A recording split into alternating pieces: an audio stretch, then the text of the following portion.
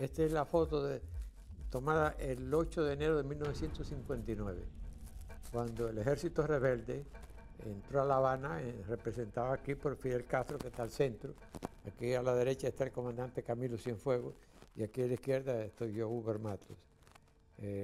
Para Fidel Castro, nosotros éramos 5 comandantes principales, que él jerarquizaba así: 1, el propio Fidel; 2, su hermano Raúl; 3, Hugo Matos; 4, Camilo Cienfuegos; y 5, Guevara. Y añadía, si Guevara no fuera argentino, sería el número 4.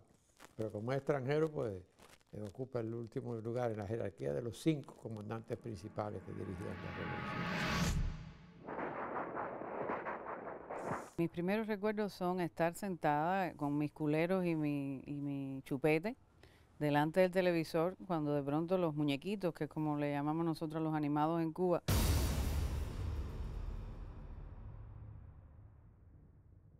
se desaparecieron y aparecieron unos barbudos que venían en unos tanques, en unos carros muy grandes, ¿no? Y aquellos barbudos estuvieron viniendo muchísimos días en el televisor, ¿no? Hasta que ya definitivamente uno de ellos una noche salió de la pantalla y apareció en mi casa.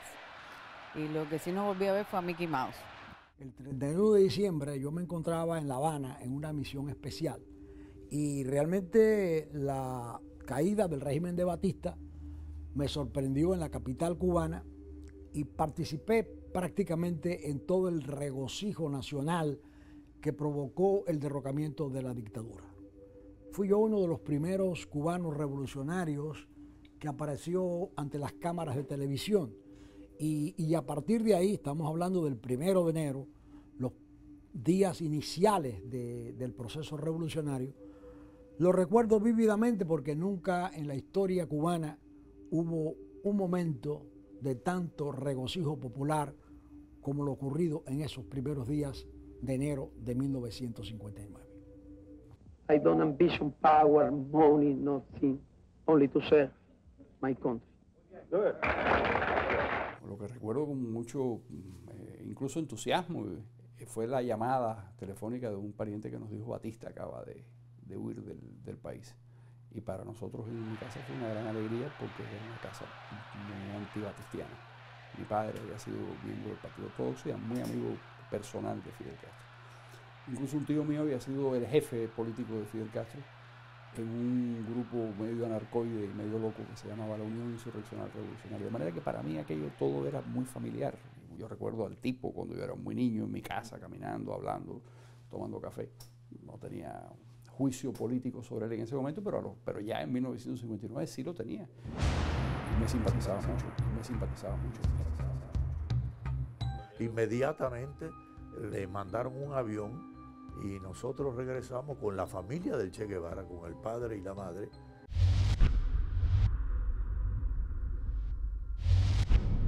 El 9 de enero regresamos a La Habana. El padre del Che era muy de derecha, La madre me parecía más bien de izquierda, pero mis contactos eran con el padre. Nosotros hicimos muchos actos contra Batista en la casa del padre del Che.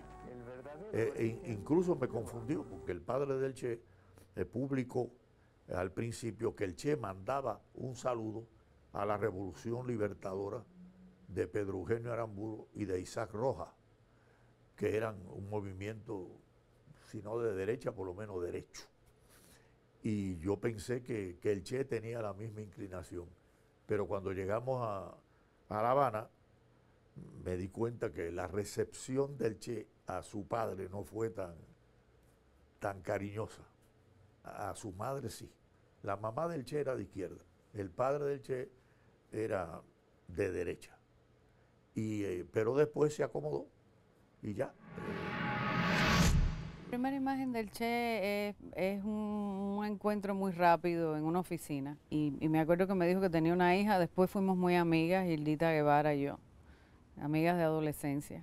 A los 11, los 12 años. Y la verdad es que lo que recuerdo es una muchacha triste y bueno, como padre, él obviamente no existió para ella. Creo que existió mucho más para los hijos que siguieron con Aleida March que para ella. Hombre, lo que teníamos en común era que teníamos padres héroes. El Che era muy conocido pero yo no puedo decir que era una figura querida, mucho más querido que el Che eran otros comandantes como Rolando Cubelas, por ejemplo, que era uno de los jefes del directorio revolucionario. Se le atribuía valor físico, pero la construcción del personaje es muy posterior. Porque todavía los días difíciles no han pasado. La cabaña era un establecimiento militar de la provincia de La Habana, porque la base militar de Cuba estaba en Colombia. La cabaña es donde él tiene la capacidad para ejecutar a una gran cantidad de personas e iniciar lo que en Cuba se ha conocido como el terror revolucionario. Como te decía hace un rato, esos fusilamientos, esas ejecuciones salían en la prensa. Mi padre en varias ocasiones realizó o hizo o escribió diferentes artículos, tanto para la Embajada Americana como para el gobierno cubano, sobre el background que tenía el señor Guevara de sus actividades comunistas o procomunistas durante toda su vida por toda Sudamérica. Creo que fue el 3 de marzo de 1959, se le hace un juicio. El juicio fue una pantomima, que ustedes iban a declarar a favor de mi padre, no lo dejaban entrar. O sea, nosotros movilizamos una serie de individuos y si vas a declarar a favor de Castaño no puedes entrar.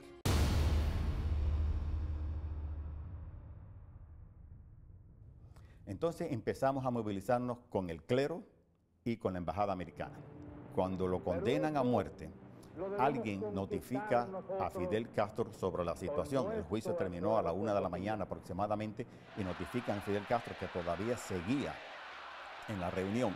Y le dice, mira, a Castaño lo acaban de condenar de muerte. Pero ya Fidel había recibido información de que la embajada y el clero se habían interesado por Castaño y mandó un aviso.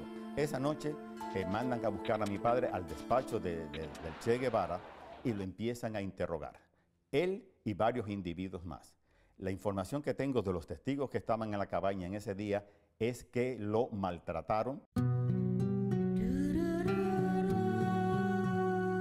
lo torturaron, si es que podemos decir, y sabemos eso porque cuando rescatamos el cadáver 24 horas después, el brazo izquierdo estaba partido, completamente fuera del lugar.